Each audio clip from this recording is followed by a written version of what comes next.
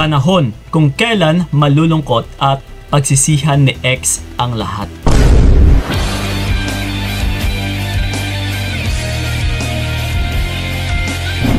Okay, ito mga utol, no? We are talking about sa mga ex, lalong-lalo na sa mga iniwan, or let's say kahit sabihin man natin na baka kakahiwalay nyo pa lang, no? Or kakaiwan niya lang sa'yo.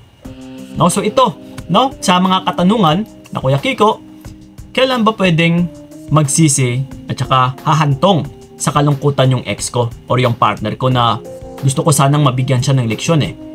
Gusto ko siyang bigyan ng parusa na until such time na ma-realize niya talaga yung halaga ko, yung lahat ng mga ipinakikita ko sa kanya, or lahat ng mga kagandahang asal, no, na pinapakita ko rin sa kanya, or pagmamahal.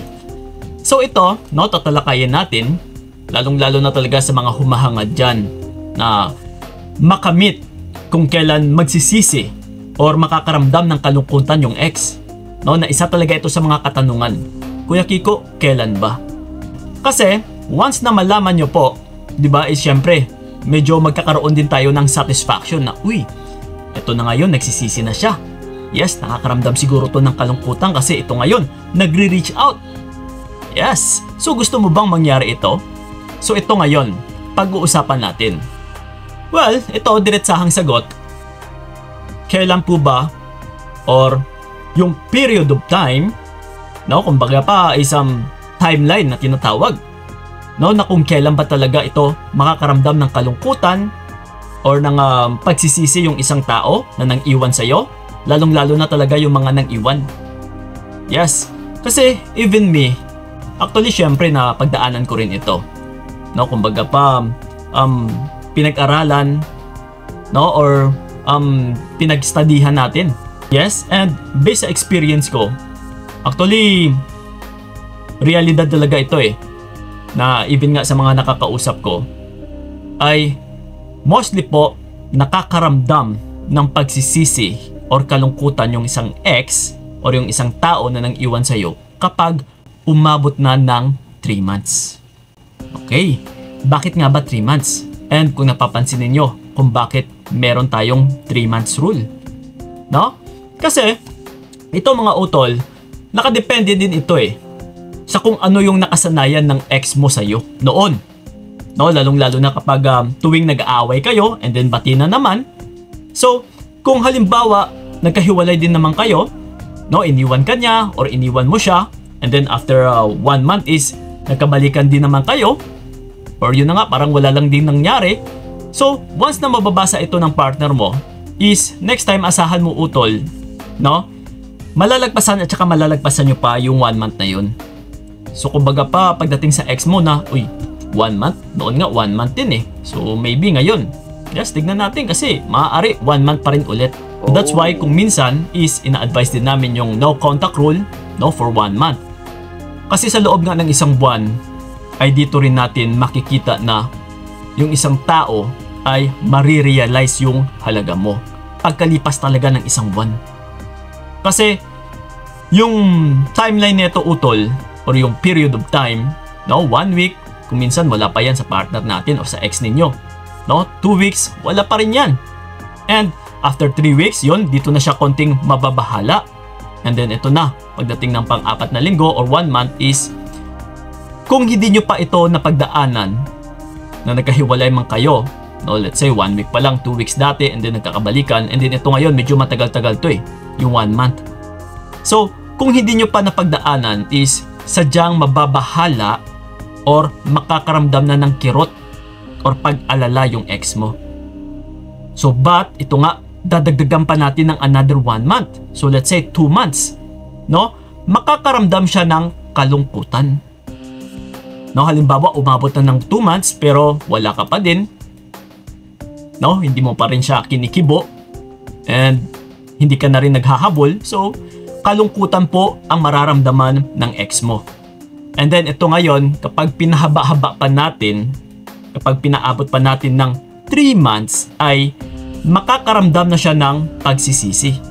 Lalong-lalo na kapag ikaw is confident na, alam mo talaga yung mga pinaggagawa mong magagandang asal, magagandang gawain, pagmamahal, pag-aaruga, pag-aasikaso. pagko-comfort, lahat-lahat. No? Kung ganito ka sa kanya dati, and kung natitiyak mo rin sa sarili mo na wala ng ibang makakagawa nun na babae, na alam mo, mas lamang ka talaga. No? Kahit hindi ka man lamang sa physical appearance, no? Or sa panlabas mo na anyo, or sa iyong pagmumukha.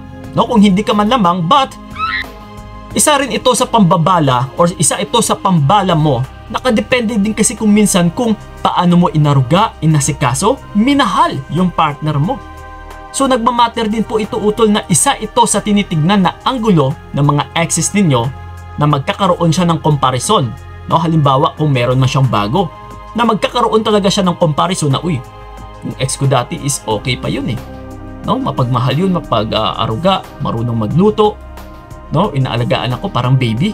Yes, and then, yun na nga, mapagmahal at saka loyal.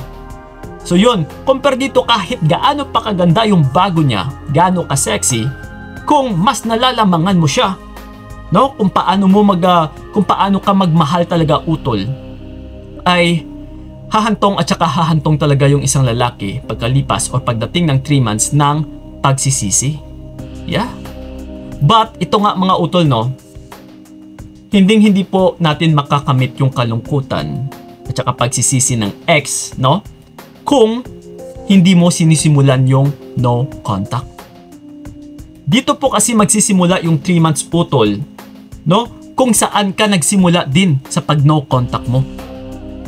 No, sa kung anong araw ka nagsimula na hindi na naghahabol, hindi na nagre-reach out, hindi na siya kinikibo, hindi ka na pumapansin sa kanya, hindi ka na rin nagpapapansin sa kanya. Yes, yung tipong parang dumistansya ka na talaga, nag-detach ka. So kung ngayong araw mo ito ginawa, yung day 1 mo, utol, ay dito pa lang magsisimula. Yeah. So ibig sabihin, kung humahangad ka, no, ng kalungkutan or pagsisisi ng iyong ex, ay ngayon pa lang ito magsisimula hanggang 3 months. No, doon pa lang natin makakamit. Pero kung hindi mo kasi ito sinisimulan, na andyan ka pa rin, nakikipagkontakan, no, nag-e-interact ka pa rin sa kanya, ay wala. Hindi po ito magsisimula. Hindi mo po makakamit na hahantong siya sa kalungkutan and magsisisi. Yeah.